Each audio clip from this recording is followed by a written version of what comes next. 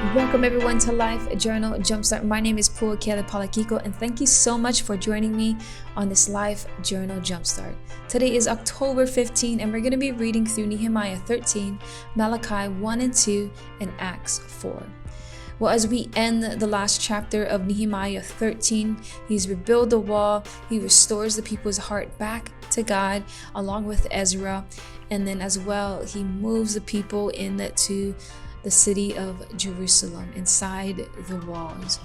But right now, as you see, it's going to be where Nehemiah is getting rid of, but also restoring. There's some things that Nehemiah is not agreeing with, but there are some things that the people have wavered away as far as giving honor unto the tithes to the temple. He's restoring that back. And then we're going to jump into the book of Malachi. He is one of the 12 minor prophets in the Old Testament. He is a prophet to Judah as well, as his name means messenger. And so in chapter 1, God reminds of how he has already loved them, but they have rejected God's love.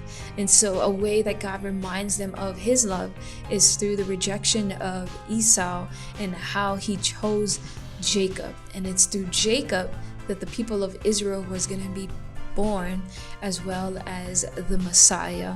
And of course, he also addresses the priest who fails to honor God in the way they would sacrifice animals. And the way you would sacrifice sin is that you would bring an animal unto God, where a burnt offering where there is no blemish, nothing wrong with the animal. But what the priest was doing is they were shortcutting it, and they would bring animals that were blind, something was wrong with them, and so that failed to honor God.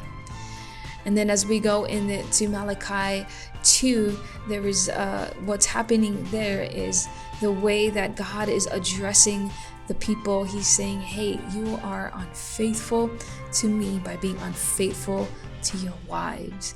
And so he says this in chapter 2, in verse 2, if you do not listen and if you do not take heart to give honor to my name, says the Lord of hosts, then I will send a curse upon you, and I will curse your blessing.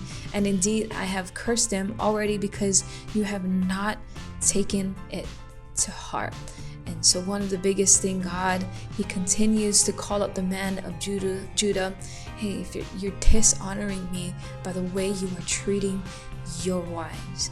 And for when you are marrying, you honor the marriage vows, and essentially it's part of honoring God. And I think that is so important, as well as so beautiful, is how God commands just a blessing, as well as the faithfulness of a marriage as well. And then we're gonna jump into Acts 4 as of course, they're at the temple. They're proclaiming Jesus and his resurrection and his power. And the temple guards and the Sadducees hear about this, and they're disturbed. And so what they do is they start questioning Peter and John. And of course, after all the questioning they were doing with Peter and John, of course, they always came back confident, and they always spoke in boldness, and always spoke as far as how much they believe and what they believe in Jesus. And so in the verse 13, this is what they said. Now, as they observed the confidence of Peter and John and understood that they were uneducated and untrained men, and they were amazed and began to recognize them, that they have been with Jesus. And I think so often that sometimes we get so confused of, intellect, or we gotta have the best things, or we want to be smart, we want to obtain all the knowledge we possibly can. But I love what was recognized about Peter and John was that it was their confidence in the Lord, and they knew that they were uneducated, untrained men, but they had been men that was been with Jesus.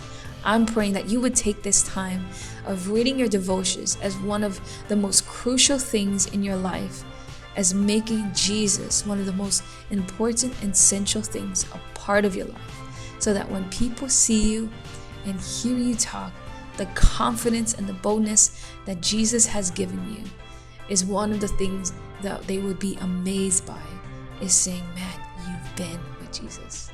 Thank you so much. God bless.